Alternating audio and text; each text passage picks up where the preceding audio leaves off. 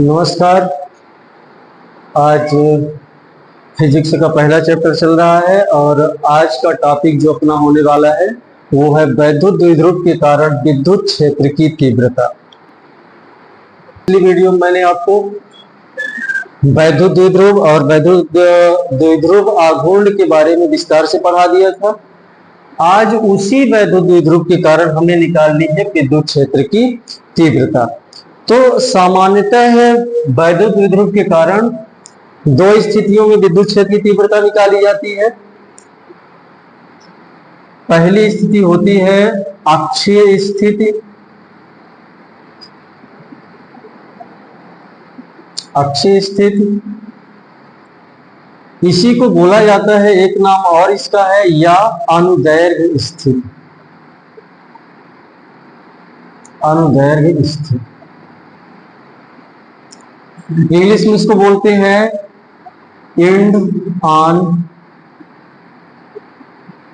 Position. पहली स्थिति अक्षीय स्थिति या अनुदैर्घ्य स्थिति। दूसरी स्थिति जो होती है वो होती है निरक्षीय स्थिति या इसको बोला जाता है अनुप्रस्थ स्थिति।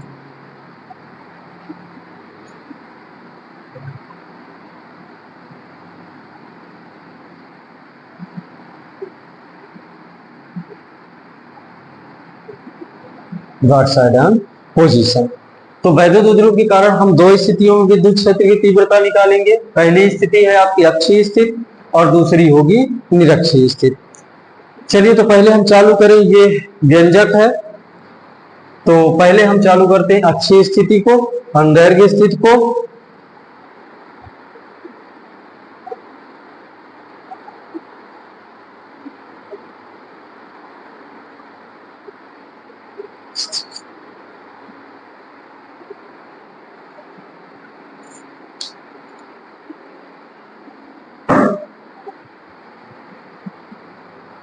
तो हम प्रारंभ करें अक्षीय स्थिति या अनुदैर्घ्य स्थिति।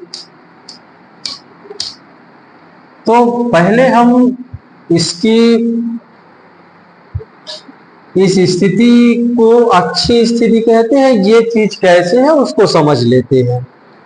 है क्या चीज कि कल आपको मैंने पढ़ाया था कि वैद्युत द्विध्रुव जो होता है वो बना होता है दो समान परिमाण के विजातीय आवेशों से, यानी एक प्लस आवेश और एक माइनस आवेश से मिलकर बना होता है वैद्युत द्विध्रुव। इनके बीच की जो दूरी होती है वो दूरी ली जाती है 2l। ये बातें कल की क्लास में हो चुकी है। आज इसी वैद्युत द्विध्रुव के कारण हमें निकालनी है विद्युत क्षेत्र की तीव्रता। अब जो कि है क्या चीज कि देखिए, इसमें एक धनावेश होता है और एक ऋणावेश होता है। इन दोनों आवेशों की अपनी अपनी एक विद्युत क्षेत्र होता है, अपना अपना एक, ये दोनों आवेश अपना अपना एक विद्युत क्षेत्र बना के रखते हैं। तो इनके आसपास कहीं यदि कोई बिंदु हम रख दें, उस बिंदु पर हमें तीव्रता निकालनी है, तो वही होगा आपका वैद्युत द्विध्रुव के कारण विद्युत क्षेत्र की तीव्रता। अक्षीय स्थिति में यह कहा जाता है कि जब कोई बिंदु जिस पर हमें विद्युत क्षेत्र की तीव्रता की जांच करनी है, यदि वो बिंदु इस वैद्युत द्विध्रुव के अक्ष पर हो, अक्ष का मतलब होता है इस साइड हो या इस साइड हो, जिस बिंदु पर हमें विद्युत क्षेत्र की तीव्रता निकालनी है, यदि वो बिंदु इस वैद्युत द्विध्रुव के अक्ष पर हो, यानी इसके बाएं साइड हो या दाएं साइड हो, तो ऐसी स्थिति का ही नाम रखा गया है अक्षीय स्थिति। अब अक्षीय स्थिति तो हो गई। अब इससे हम आगे बढ़ाते हैं तो पहले हम इसके बारे में डिटेल देखेंगे। डिटेल लिखना भी पड़ेगा आपको। डिटेल ये होगा कि इस वैद्युत द्विध्रुव का कोई ना कोई नाम होगा। आप एक नाम इसका रख लें AB, एक नाम हम रख लेते हैं इसका AB, और ये हो गया माइनस और प्लस क्यू आवेशों से मिलकर बना हुआ है। तो लिखने का तरीका ये रहेगा कि माना कि ए बी एक वैद्युत द्विध्रुव है जो प्लस क्यू और माइनस क्यू आवेशों से मिलकर बना हुआ है। आवेशों के बीच की दूरी है 2l। फिर आगे इसको हम बढ़ाते हैं, तो इसमें हम मानेंगे कि द्विध्रुव के मध्य बिंदु से, यहां से द्विध्रुव का जो सेंटर पॉइंट होता है, इस बिंदु को मान लीजिए, हम मान लेते हैं O। इस बिंदु से अक्षीय स्थिति में r दूरी पर कोई, यहां से कितनी दूरी लेना है अपने को, r दूरी। ये r दूरी मान लीजिए यहां तक आ रही है। यहां पर कोई तीसरा बिंदु है आपका P। द्विध्रुव के मध्य बिंदु से r दूरी पर हम कोई बिंदु ले लेते हैं P। कौन सी स्थिति में, अक्षीय स्थिति में। और इसी बिंदु P पर हमें निकालनी है विद्युत क्षेत्र की तीव्रता। इस पूरे वैद्युत द्विध्रुव के कारण इस बिंदु P पर विद्युत क्षेत्र की तीव्रता हमें ज्ञात करनी है। चलिए तो इसको हम आगे भी हल करते हैं। आगे हल करने के लिए कुछ चीजें हैं, जैसे कि विद्युत क्षेत्र की तीव्रता है, तो इसका जो सूत्र होता है उस सूत्र की हमें जरूरत पड़ेगी। और वो सूत्र होता है E=1/4πε0 Q अपान होता है r²। ये एक सूत्र है। इसी सूत्र की मदद लेके, इसकी सहायता से हम इस बिंदु P पर विद्युत क्षेत्र की तीव्रता ज्ञात करेंगे। तो क्रमशः हम पहले काम कर लेते हैं। चूंकि ये प्लस क्यू आवेश के कारण भी P पर कुछ ना कुछ तीव्रता होगी और माइनस के कारण भी P पर तीव्रता होगी, तो हम इनको पहले अलग अलग करके निकाल लेते हैं। जैसे पहले हम निकालते हैं इसका प्लस क्यू के कारण, तो यहां हम लिख सकते हैं बिंदु A पर स्थित प्लस क्यू आवेश के कारण विद्युत क्षेत्र की तीव्रता। ये आपका बिंदु A है, यहां पर रखा हुआ प्लस क्यू आवेश। इस प्लस क्यू आवेश के कारण इस बिंदु P पर तीव्रता हमें ज्ञात करनी है। तो देखते हैं क्या होगी।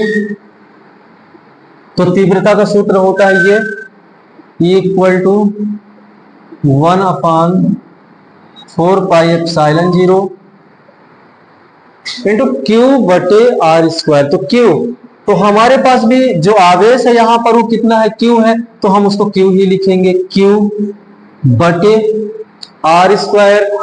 r क्या है, दूरी होती है, r होती है दूरी। आवेश से जिस बिंदु पर आपको तीव्रता निकालनी है वहां तक की होती है दूरी r। तो हम यहां देखते कितनी दूरी है। तो अपना आवेश रखा हुआ है कहां, बिंदु A पर, और तीव्रता निकालनी है कहां, बिंदु P पर।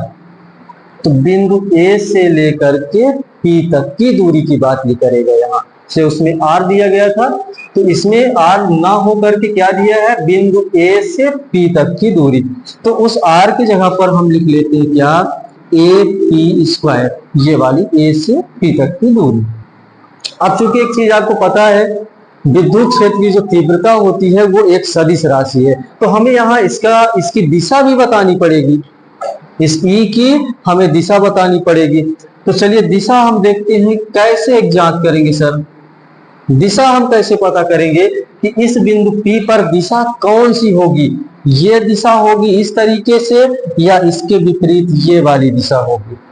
तो इसके लिए आपको विद्युत बल रेखा में जाना पड़ेगा। और विद्युत बल रेखा वाले टॉपिक में मैंने आपको बताया था कि एक अकेले धनावेश के कारण विद्युत बल रेखा धनावेश से प्रारंभ होकर अनंत की ओर चली जाती है। बस उसी का उपयोग आप करेंगे तो इसकी दिशा पता चल जाएगी।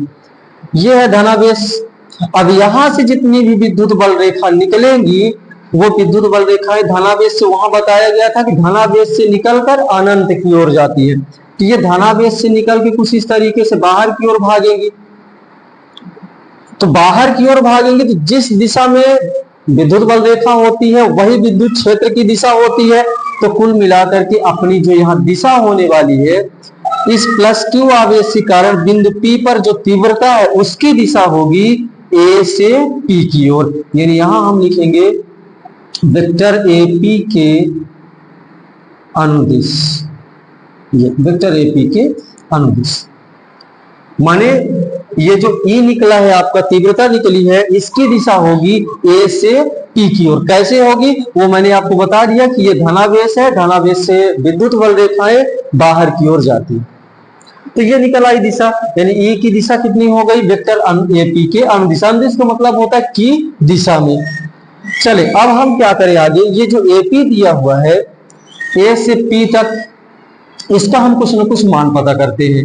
मान होता भी है, देखो क्या होगा, तो यहां लिखे कि परंतु AP इक्वल टू, देखिए कितना होगा मान, आप गौर से देखें तो यहां से लेकर यहां तक की दूरी आपकी कितनी है, 2l है, ये दूरी है आपकी 2l। ये वाला जो पॉइंट है ये आपको शुरू में ही मैंने स्टार्टिंग में ही मैंने बता दिया था कि ये पॉइंट कहां है, सेंटर पे है, बीच में है, बिल्कुल मध्य में है। तो जब पूरी दूरी 2l है, इसको हम 20 से डिवाइड कर दे, 20 से बांट देंगे, तो एक दूरी इसकी हो जाएगी कितनी, l, और एक दूरी हो जाएगी ये l। 2l पूरी दूरी थी, O इसके बिल्कुल सेंटर पे है, तो जब इसको हम तोड़ेंगे तो ये पूरा 2l था, तो ये वाला हिस्सा भी l होगा और ये वाला हिस्सा भी l हो जाएगा। अब दूसरी बात हम देखते हैं यहां पर, चलिए इसको थोड़ा सा हम नीचे कर लें, ये है 2l, यहां से देखिए, यहां से लेकर O से लेकर और P तक की दूरी दी गई कितनी, r। अपने को देखिए O से A तक दूरी हो गई l, O से P तक की दूरी हो गई कितनी, r। तो हमें चाहिए कौन सी, A से P तक की दूरी चाहिए, क्योंकि हमें AP की जरूरत है। हाँ, यदि ये नहीं आया समझ में, इसको हम अलग से थोड़ा आपको दिखा देते हैं। ये मान लीजिए बिंदु हो गया O, यहां पर बिंदु है A, और यहां पर बिंदु दिया गया है कौन सा आपका, P। इसको कुछ अलग तरीके से हम समझाते हैं आपको। मान लीजिए कि O से लेकर P तक की दूरी है 50 किलोमीटर, O से P तक की दूरी है 50 किलोमीटर। O से A तक की जो दूरी है वो दी गई है आपको 20 किलोमीटर, समझने के लिए है। O से A तक की दूरी 50 किलोमीटर, 20 किलोमीटर है, और O से P तक की दूरी है 50 किलोमीटर। तो आप बताइए कि A से P तक की दूरी कितनी होगी, तो क्या करेंगे आप, 50 माइनस 20 यानी 50 में आप 20 घटा लेंगे, तो आपको ये वाली दूरी निकल जाएगी। तो अपने इसमें क्या दिया गया, अपने इसमें दिया गया है O से P तक, यानी O से P तक जो दिया गया है वो कितना है, r, और O से A तक की जो दूरी दी गई है वो कितनी है, l। तो माने अपनी जो A से P तक की दूरी होने वाली है वो होगी 50 माइनस 20 यानी r माइनस l। कुछ इस तरीके से निकल आई, आसान तरीका था। तो AP कितना निकला है आपका, r माइनस ये l निकल आया है। चलिए तो अब हम क्या करें, इस AP स्क्वायर की जगह पर AP की वैल्यू रख देते हैं r माइनस l, तो क्या हो जाएगा देखें, equal to 1/4 pi epsilon 0 Q upon AP। AP कितनी निकली है, r माइनस l, ये हो जाएगा r माइनस l, स्क्वायर लगा हुआ है तो आप लगा देंगे क्या, स्क्वायर। इसको आप बना दीजिए समीकरण 1। तो आपका जो ये धनावेश था इसके कारण P पर तीव्रता निकली है, ये समीकरण 1। अब इसी प्रकार से आपको क्या करना है, ये जो बिंदु B है, इस बिंदु B पर रखा हुआ है माइनस Q आवेश, इस माइनस Q आवेश के कारण P पर कितनी तीव्रता है, अब वो निकाल, अभी मैंने निकाला प्लस Q के कारण P पर, अब निकालेंगे माइनस Q के कारण P पर। तो चलिए लिखते हैं इसको भी, इसी प्रकार बिंदु B पर स्थित माइनस Q आवेश के कारण बिंदु P पर विद्युत क्षेत्र की तीव्रता। ये चले तो विद्युत क्षेत्र की तीव्रता क्या होती है, E इक्वल टू, तीव्रता का यही सूत्र इस्तेमाल करेंगे, E इक्वल टू क्या हो जाएगा 1/4 पाई एप्सिलॉन 0 इंटू क्या था Q, Q यानी आवेश।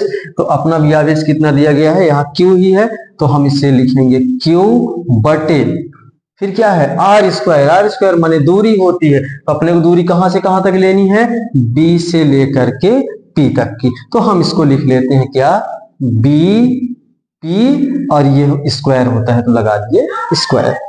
अब बात है इसकी दिशा बताने की, इसकी दिशा बताना है हमें, तो इसकी दिशा हम यहां बता देते हैं कि कौन सी दिशा में होगी। चले देखिए इसको भी समझेंगे थोड़ा सा।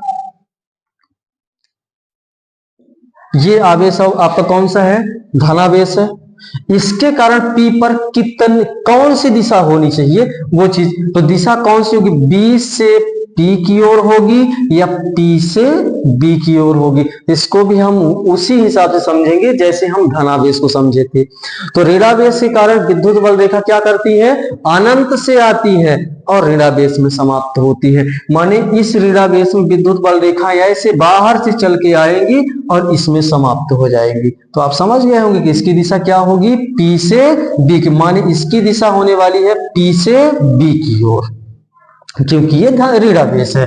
तो इसकी दिशा हो जाएगी वेक्टर P से B के अनुदिश, ये चीज। तो आपको दोनों की दिशाएं हम बता दिए। ये धनावेश था, विद्युत बल रेखा बाहर भागेगी तो धनावेश से बाहर की ओर होगा, यानी A से P की ओर होगा, वो मैंने लिख दिया। ऋणावेश है, ऋणावेश में बाहर से चल के ऋणावेश में आती है, तो बाहर से चल के आती है, तो जब बाहर से होकर के आएंगी तो यहाँ P से लौट के आएंगी किधर, B की ओर। तो ये हो गई वेक्टर P से B के अनुदिश, यानी P से B की ओर होगा। चले अब आगे जिस तरीके से यहाँ आपने AP का मान निकाला था उसी तरह आप यहाँ भी निकाल ले किसका, BP का मान। तो यहाँ हम लिखेंगे परंतु BP इक्वल टू क्या होगा, चले समझे। अब अपने को निकालना है B से लेकर के P तक की दूरी, उसी तरीके से आप इसको निकाल लें। देखिए O से लेकर P तक की दूरी कितनी है R, O से लेकर B तक की दूरी कितनी L, तो B से लेकर P तक कितना होगा R प्लस L, R और प्लस L, यानी R में आप L को जोड़ देंगे, इसको जोड़ देंगे, ये निकल आएगा आपका R प्लस L, ये हो जाएगा R प्लस L, ये चीज। तो आप यहां रख दें तो क्या होगा, ये equal to 1/4 pi epsilon 0 Q upon BP की जगह पर आपका आ जाएगा क्या R प्लस L और स्क्वायर है तो लगा दें आप स्क्वायर और इसको बना दें आप क्या समीकरण 2। तो ये जो धनावेश था, इस धनावेश के कारण निकली है इतनी तीव्रता कहां P पर, और ये जो ऋणावेश था इसके कारण निकली है ये तीव्रता आई है 1/4 पाई एप्सिलॉन Q अपान R प्लस L का होल स्क्वायर आई है। अब एक चीज है, आप यहां भी विद्युत क्षेत्र तीव्रता को E लिखे हैं, यहां भी E लिखी है, तो कैसे पता चलेगा कि कौन सी धनावेश की है कौन सी ऋणावेश की है। तो इसको हम पहचानने के लिए, अपनी पहचान के लिए, इसमें कोई नियम वगैरह नहीं होता है, अपनी पहचान के लिए इसको हम कर देते हैं E1 और इसको हम कर देते हैं E2। अब समझ में आएगा, ये E1 जो है वो धनावेश के कारण P पर तीव्रता है, E2 जो है वो ऋणावेश के कारण P पर तीव्रता है। चलिए ये दोनों चीजें निकल आई। अब मेन चीज में हम चलते हैं। मेन चीज ये है कि अलग अलग तो मैंने निकाल लिया, हम निकालना क्या चाह रहे हैं, वैद्युत द्विध्रुव के कारण, यानी पूरे वैद्युत, ये जो पूरा वैद्युत द्विध्रुव यानी प्लस और माइनस दोनों के कारण P पर तीव्रता हमें निकालनी है। ये प्लस और माइनस दोनों को मिलाकर ये दोनों P पर कितनी तीव्रता रखते हैं, तीव्रता का मतलब पता है आपको, बल, ये P पर कितना बल लगाते हैं वो चीज हमें निकालनी है। तो मैंने इनको अलग अलग कर करके निकाल लिया है। अब आगे हम इसको क्या करें, तो चूंकि ये दोनों, ये जो विद्युत क्षेत्र की तीव्रता होती है ये सदिश राशि होती है, तो इसका जोड़ और घटाना भी सदिश नियम का ही पालन करेगा, सदिश के अनुसार ही चलेंगे इसमें। तो चलिए इसको हम देखते हैं कि ये जुड़ेगा कि घटेगा। क्योंकि सदिश में आपको पता ही होगा, सदिश में यदि आप 4 को 5 से जोड़ेंगे तो 9 होगा, और इसी 4 को 5 से जोड़ेंगे तो एक आंसर 1 भी आता है। उसका क्या होता है, उसकी वजह क्या होती है कि जो सदिश का जोड़ होता है वो डायरेक्शन के हिसाब से, दिशा के हिसाब से होता है। कैसे, देखिए यदि ये 4 वेक्टर होंगे, इस वेक्टर का नाम की वैल्यू 4 है और इस वेक्टर की वैल्यू 5 है, तो दोनों का जो जोड़ होगा वो कितना होगा, 9।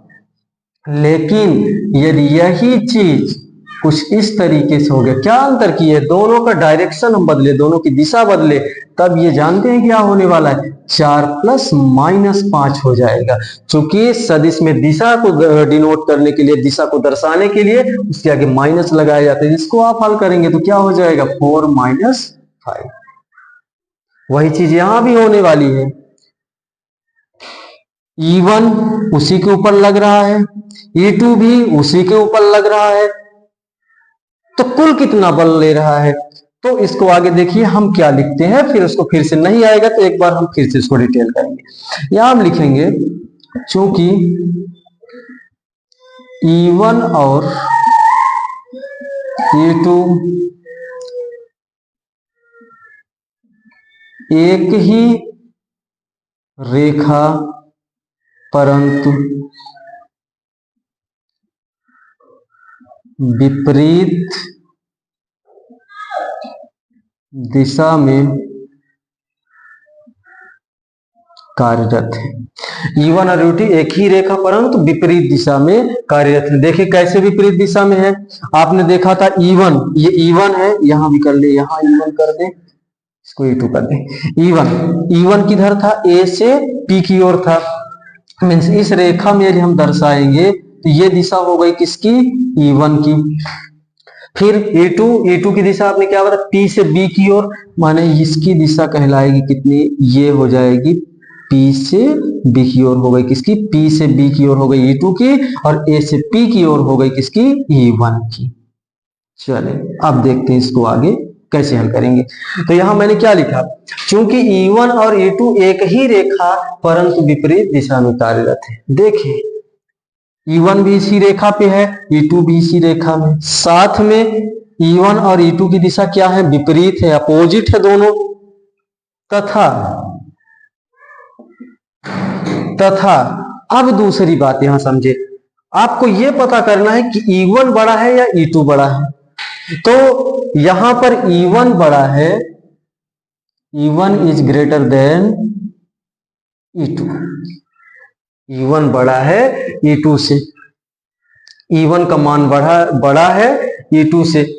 तो E1 और E2 एक ही रेखा परंतु विपरीत दिशा में कार्यरत है, तथा E1 is greater than E2, यानी E1 बड़ा है किससे, E2 से। यदि ये वाला आपकी पकड़ में नहीं आ रहा कि सर ये कैसे बड़ा है, ये कैसे बड़ा है, तो उसको आप देखें, इसमें लगा हुआ है माइनस, इसमें लगा हुआ है प्लस, उसको 1 सेकंड में हम जल्दी से दिखाई देते हैं आपको, कि जैसे 10 में आपको भाग लगाना है 2 - 3 का, और 10 में भाग लगाना है 2 + 3 का। दोनों कहानी वही है, ऊपर वाली वैल्यू दोनों की सेम है, बस नीचे वाले में यहाँ माइनस है और यहाँ प्लस है, ये भी नीचे वाले भी सेम होने चाहिए। तो मैंने 2 और 3 लिया, 2 और 3 लिया, तो इसमें क्या हो जाएगा कि इसमें आ जाएगा 10/-1, और इसको ऐसे कर लें, 3 - 2 कर लें तो ये आ जाएगा 1, और इसमें क्या आ जाएगा 10/5, तो ये हो जाएगा 2, इसका हो जाएगा 10। तो आपने क्या देखा कि जिसके नीचे वाली संख्या में माइनस होता है उसका मान ज्यादा होता है, जिसके नीचे वाली से बटे में उसके हर में उसके प्लस लगा होता है तो उसका मान कम होता है, कम होता है। तो यानी E1 वाले में नीचे माइनस लगा हुआ है तो E1 की वैल्यू बड़ी होगी, और E2 वाले में यहाँ प्लस लगा हुआ है तो इसकी वैल्यू छोटी होगी। इसमें ज्यादा वो लॉजिक लगाने की जरूरत नहीं है, बस ऐसे ही आप समझ ले इसको। तो चले अब इसको हम आगे हल करते हैं। तो आगे इसको क्या करें हम, अब हम दोनों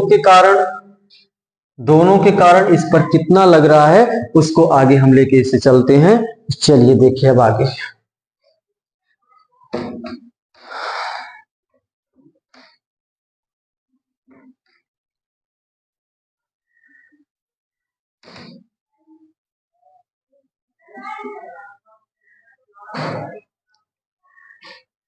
अतः हम लिखेंगे, अतः बिंदु P पर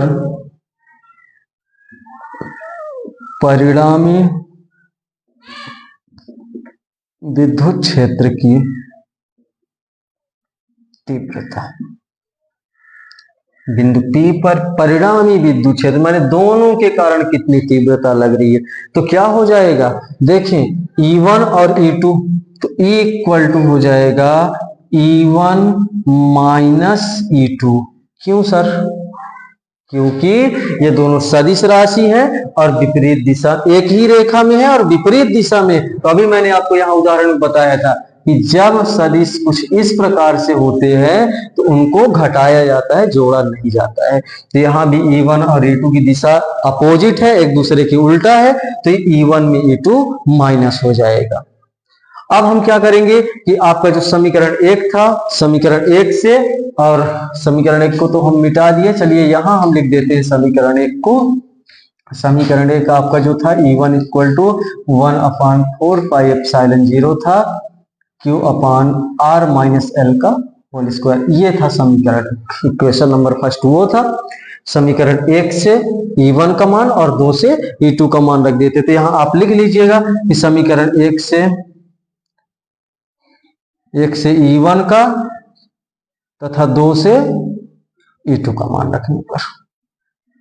चले तो मान रख के हल करते हैं। तो E इक्वल टू क्या हो जाएगी, E इक्वल टू E1 की वैल्यू कितनी दी गई है 1/4πε0 Q अपान R माइनस L का होल स्क्वायर। ये हो गया।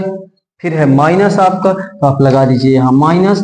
फिर कितना है E2 की वैल्यू कितनी दी गई है 1/4πε0 Q अपान R प्लस L का होल स्क्वायर।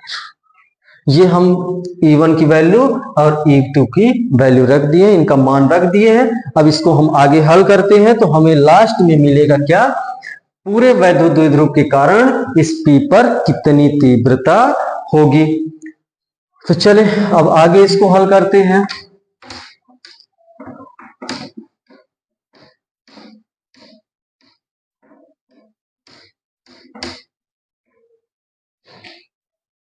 तो यहां से अब मैथमेटिक्स का उपयोग है, गणित का उपयोग होगा। देखिए क्या होगा, 1/4πε0 और 1/4πε0 दोनों में दिया है, दोनों में है ये। साथ ही और क्या है, Q भी इसमें है और इसमें भी Q है, माने ये वाला दोनों में क्या चीज निकलेगा, आपका कॉमन निकल जाएगा। ये चीज निकल गई कॉमन, ये दोनों में है। नीचे वाले को कॉमन नहीं ले सकते क्योंकि ये R माइनस L है और ये R प्लस L है, ये नहीं होगा। ना ही इसको धोखे से आप यहां और यहां ऊपर ऊपर का देख करके आप यहाँ माइनस चिन्ह लगा है जिसको घटा सीधे काटने की भी गलती मत करिएगा, क्योंकि इनकी वैल्यू अलग होगी। यहाँ R माइनस L है और यहाँ R प्लस L है, तो ऐसा नहीं होगा कि आप इनको काट देंगे, काटने से नहीं होगा। ये इनकी वैल्यू अलग है तो इन्हें हमें गणितीय समीकरण के अनुसार हल करना पड़ेगा। चलिए देखते हैं, दोनों में कॉमन ये चीजें हैं तो हम निकाल लेते हैं कॉमन। तो क्या होगा, क्या हो जाएगा, इक्वल टू बनेगा 1/4πε0 ये है। और क्या था, Q भी आपका निकल आया था बाहर। तो अंदर क्या बचा है, देखें अंदर इसमें बचा है, ऊपर तो कुछ नहीं बचा है, नीचे बचा हुआ है क्या, R माइनस L का होल स्क्वायर, ये बचा हुआ है। ऊपर को तो पूरी संख्या निकल गई। अब यहाँ ऊपर के लिए कुछ नहीं है तो अपने को क्या लिख लेना है, 1 लिखना है। फिर माइनस लगाइए, ये माइनस लग गया, इसका भी ये निकल गया है बाहर, ये कॉमन में चला आया है, तो नीचे क्या बचा है, 1/r+l का होल स्क्वायर, ये r+l का होल स्क्वायर। ये तो इतनी चीजें जब हम कॉमन ले लिए हैं तो इस वाले पार्ट में बचा r-l का होल स्क्वायर, इसमें बचा है r+l का होल स्क्वायर। अब इसको आगे हम हल करते हैं, तो आगे ये क्या हो जाएगा, =1/4πε0 इंटू क्यू। अब आपको यहाँ उपयोग करना है किसका, भिन्न का घटाना, फ्रैक्शन जो होता है आपका, भिन्न जो होता है, भिन्न का हमें घटाना करना है, क्योंकि यहाँ माइनस लगा हुआ है।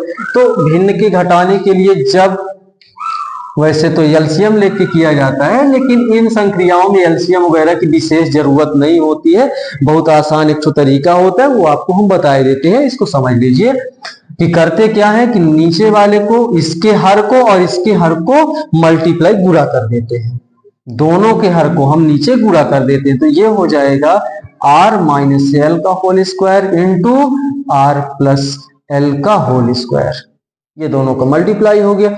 इसके बाद अगले स्टेप में हम करते हैं, पहले इसके अंश का गुणा इसके हर से कर देंगे और इसके अंश का गुणा इसके हर से करेंगे। देखिए कैसे, 1 का गुणा हो जाएगा किससे, r+l के होल स्क्वायर से, ये होल स्क्वायर से, और फिर बीच में आपका माइनस चिन्ह है तो आप माइनस लगा लीजिए, इसका मल्टीप्लाई इसका गुणा हो जाएगा इससे, ये हो जाएगा क्या, 1 इंटू r-l का होल स्क्वायर, ये चीज हो जाएगी। ठीक है, तो ये हमने क्या किया है, पहले नीचे नीचे का गुणा करके लिख लिए, इसके बाद इनका हमने तिर्यक गुणा करके लिख दिया। ठीक है, अब आगे करते हैं, इसको फिर से आगे हल करते हैं, तो =1/4πε0 इंटू क्यू, और फिर अंदर ये देखेंगे तो क्या होगा, इसको अभी आप ऐसे लिखा रहने दें, फिर आगे हम देखेंगे r-l का होल स्क्वायर इंटू r+l का होल स्क्वायर। अब देखिए किसी संख्या का आप 1 एक में गुणा करेंगे वही संख्या आएगी, तो r+l होल स्क्वायर का 1 में गुणा करेंगे तो वही आ जाएगा, तो क्या हो जाएगा, r+l का होल स्क्वायर माइनस r-l का भी 1 में गुणा करेंगे हम तो वही आ जाएगा r-l का होल स्क्वायर। ये चीजें हो गई। अब अगली लाइन फिर से हल करते हैं, तो क्या होगा, इक्वल टू हो जाएगा 1/4πε0, इसको लिखते चलेंगे हम और इनको हम क्रम से हल करते चलेंगे। चलिए अब आगे का रास्ता कहां से हुए, आगे का रास्ते देखें, ये है, आप एक बीजीय व्यंजक में एक सूत्र पढ़े होंगे, वो सूत्र क्या था, वो सूत्र था a+b का होल स्क्वायर, और इसकी जो वैल्यू, इसका जो मान होता था वो होता था a² + 2ab प्लस होता था क्या, b²। तो देखें आप, ये तो सेम ही है, इसी की तरह है, बस इसमें a+b आप पढ़े हैं और यहाँ पर दिया गया क्या, r+l। तो सूत्र क्या होता है, a², तो अपना यहाँ क्या हो जाएगा, r² प्लस, फिर सूत्र होता है क्या, +2ab, तो यहाँ हो जाएगा क्या, +2rl प्लस, फिर क्या है b², तो यहाँ पर b² की जगह पर क्या है, b की जगह पर l है, तो ये हो जाएगा क्या आपका l²। ठीक है, चलिए फिर इसको भी ऐसे ही हल कर ले, तो यहाँ माइनस लगा है तो आप माइनस लगा दें। अब इसके बाद इसको भी हल करें, तो इसमें कौन सा सूत्र लगेगा, इसमें लगेगा आपका a-b का होल स्क्वायर, क्योंकि ये कौन सा है, r-l का होल स्क्वायर है, तो आपका a-b का होल स्क्वायर सूत्र लगेगा, और ये क्या होता है, a² - 2ab + b²। तो हम लगा देते हैं इसको, तो क्या हो जाएगा ये, हाँ एक चीज यहाँ सावधानी जरूर रखिएगा, यहाँ बाहर माइनस लगा हुआ है, तो आप इस माइनस को अभी लगा के रखिएगा, क्योंकि आप सीधे यहाँ माइनस के बाद लिखना चालू कर देंगे तो पूरा इधर का गलत हो जाए। कैसे, वो अगली लाइन में अभी हम आपको दिखा देते हैं। तो देखिए ये क्या होगा, ये हो जाएगा r², फिर इस फार्मूले में क्या होता है, -2ab, तो ये क्या हो जाएगा, -2rl, फिर प्लस b², तो ये हो जाएगा +l²। ये हो गया ये वाला है। तो इसमें a+b का होल स्क्वायर का फार्मूला हम लगा दिए, इसमें a-b के होल स्क्वायर का फार्मूला लगा दिए, बटे, हाँ इसके लिए भी आप एक सूत्र पढ़े हैं, इसका भी एक सूत्र आप पढ़े हैं, कौन सा? वो देखें, आप एक सूत्र ये पढ़े थे, a square minus b square equal to a plus b और ए माइनस बी। ये चीज आप पढ़े थे। इनको नजर देखें क्या लिखा हुआ है, गौर से देखें। ये लिखा हुआ है ए माइनस बी और ये ए प्लस बी। अब इसमें आपको डाउट नहीं होना कि इसमें माइनस पहले है प्लस बाद में। बात ये की होती, चाहे आप इसको a minus b a plus b लिखें और चाहे a plus b a minus b लिखें।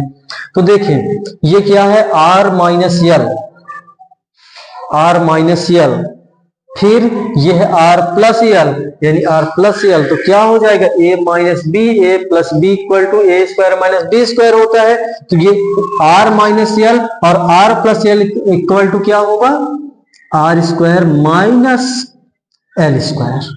और इनका जो स्क्वायर लगा हुआ है उस स्क्वायर को आप लगाते चलिएगा, उसको छोड़ना नहीं है बीच में। छोड़ देने से आपका पूरा आंसर गलत हो जाएगा। तो ये इस लाइन पे हम सूत्रों का उपयोग करके इस लाइन तक पहुंचे हैं। अब इसके आगे फिर से हल करते हैं, हम देखते हैं क्या निकलता है इसमें। तो इसको भी इस बार मिटा दें, जगह की थोड़ी कमी है इसमें, बोर्ड में नहीं आ पा रहा है।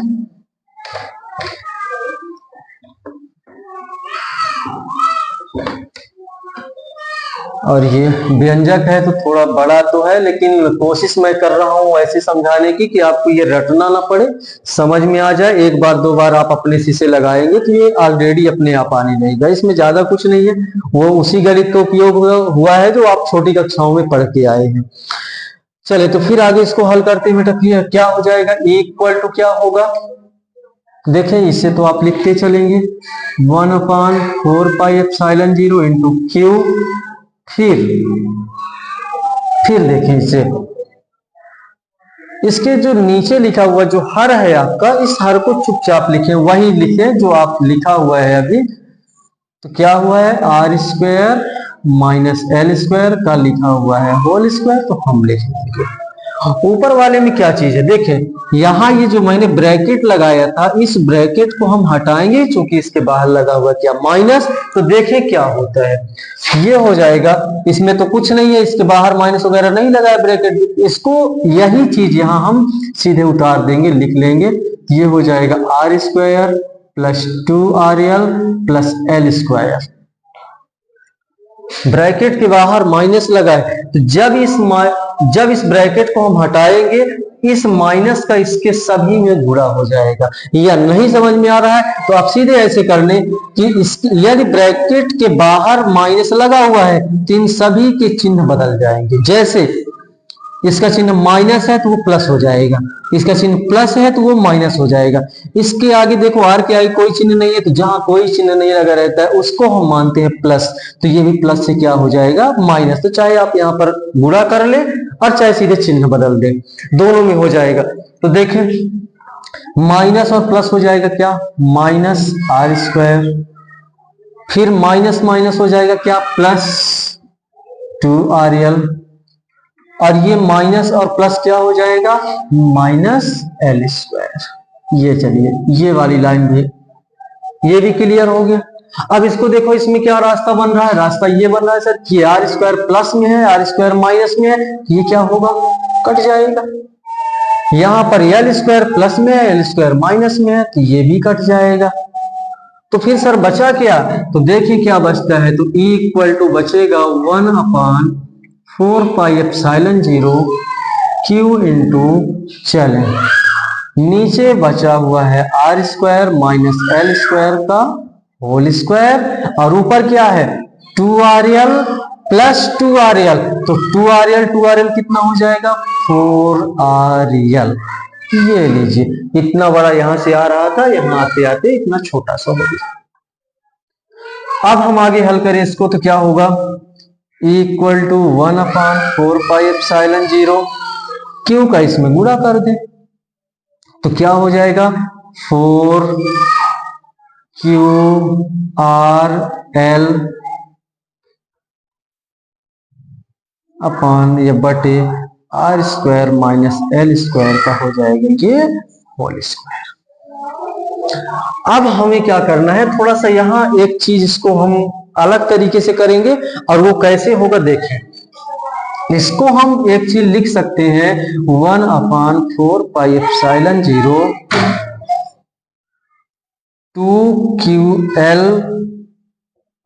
2ql into 2r upon r square minus l square का होगा ये होल स्क्वायर। ये 2qrl को हम तोड़ के ऐसा लिखे हैं, इस तरीके से हम इसको लिख लिए हैं। तो हम अब ये क्यों किए हैं इसको हम अगली लाइन में समझाएंगे, तो आपकी समझ में बेहतर तरीके से आएगा। बाकी यदि आप इनका मल्टीप्लाई फिर से गुणा करो वही आएगा। देखो कैसे, 2 का 2 में किए तो 4 ही आएगा, q का q हो जाएगा, r का r है, l का l हो जाएगा, तो वही चीज आ जाएगी।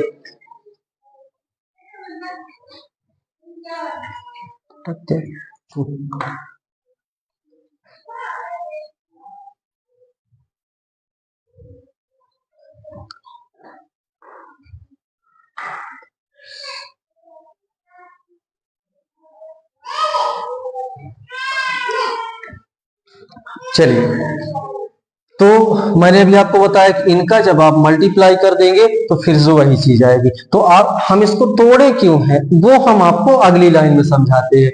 तो आप कल एक सूत्र पढ़े थे, कल एक टॉपिक था, मैंने पिछले वाली क्लास में मैंने एक चीज बताई थी आपको, उसको मैं लिख देता हूं तो आपकी ज्यादा समझ में आएगा। वो टॉपिक था परंतु वैद्युत द्विध्रुव आघूर्ण P इक्वल टू 2ql। यदि ऐसा नहीं था तो वहां पे चाहे ऐसा भी लिखा हो, q इंटू 2l लिखा हो या 2l इंटू q लिखा हो, तो आप जब इनका गुणा कर देंगे तो यही चीज आएगी, 2ql ही आएगी। तो हम लिखते हैं क्या, P इक्वल टू 2ql। तो शायद आप समझे होंगे कि मैं 4qrl को क्यों इन दो हिस्सों में तोड़ा हूं। मैं इनको दो हिस्से में तोड़ दिया था, उसका फायदा ये होगा कि अब इसकी जगह पर हम लिख लेंगे क्या, P, वैद्युत द्विध्रुव आघूर्ण हम लिख सकते हैं। इसीलिए मैंने इसको तोड़ के इस तरीके से लिख लिया था ताकि आगे चल के हम इसकी जगह पर P का उपयोग कर सके। तो चले इसके जगह पर आप लिख लीजिए P। तो क्या हो जाएगा आपका, ये बनेगा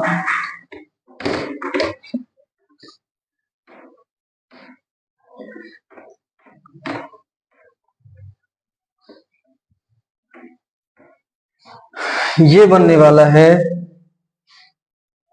इक्वल टू 1/4πε0। ये इस 2ql की वैल्यू होती है क्या, P। तो इसके जगह पर हम लिख लेते हैं क्या, P इंटू 2r, 2r रहेंगे इसको, 2r upon r square minus l square का ये हो जाएगा क्या, होल स्क्वायर। तो इसको और एक तरीके से आप लिखें 1/4πε0, ये हो जाएगा 2pr upon r square minus l square का होल स्क्वायर। और यही है वैद्युत द्विध्रुव के कारण अक्षीय स्थिति में स्थित किसी बिंदु पर विद्युत क्षेत्र की तीव्रता। अक्षीय स्थिति की तीव्रता का यही व्यंजक होता है, यही सूत्र होता है। अब इसमें कुछ कंडीशन हो सकती है। कंडीशन क्या होगी कि मान लीजिए यह द्विध्रुव छोटा है, यदि द्विध्रुव छोटा है तो द्विध्रुव जब छोटा होगा तो द्विध्रुव छोटा हो जाए, या जो बिंदु P आपने लिया था उसमें ये जो आपने ए बी करके द्विध्रुव आपने लिया था जो उसका ये P था, दो कंडीशन हो जाए। यदि मान लीजिए द्विध्रुव आपका बहुत छोटा है या ये P द्विध्रुव से बहुत दूर है, बहुत दूरी पर रखा हुआ है, तब के लिए हम क्या करते हैं कि इसमें लिखते हैं यदि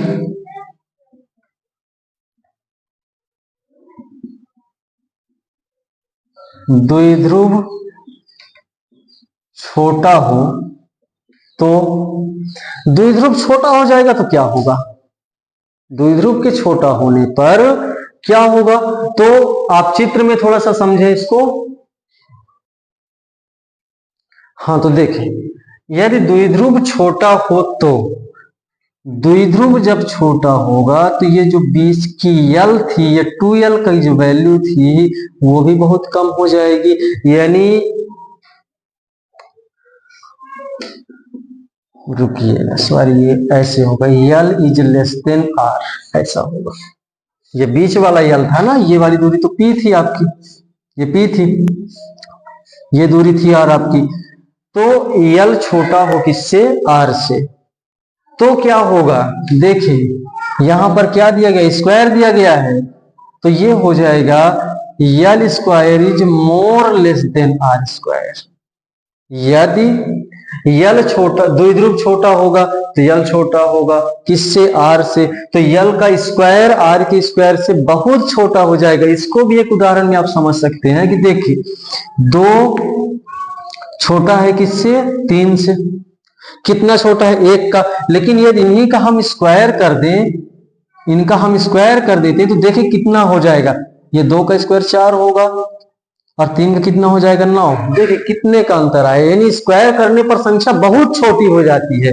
यानी यहां पर जब यल छोटा है आर से तो यल का स्क्वायर आर के स्क्वायर से बहुत छोटा हो जाएगा। तो जब इसका मान बहुत छोटा हो जाता है तो यहां से हम यल की उपेक्षा कर लेते हैं, यानी यल को हम हटा देते हैं। ये मान लेते हैं कि यल का मान जो है वो ना के बराबर है। तो हम यहां लिख देंगे अतः यल स्क्वायर की उपेक्षा करने पर, मान लेते हैं कि वो है ही नहीं, तो इक्वल टू क्या बनेगा? 1/4 पाई एप्सिलॉन 0 2p/r स्क्वायर। यल को मैंने बता दिया, उपेक्षित कर दिए हैं, मान लिए कि नहीं है, तो यल नहीं है तो यल को नहीं लिखेंगे, आर स्क्वायर बस लिख लिए हैं।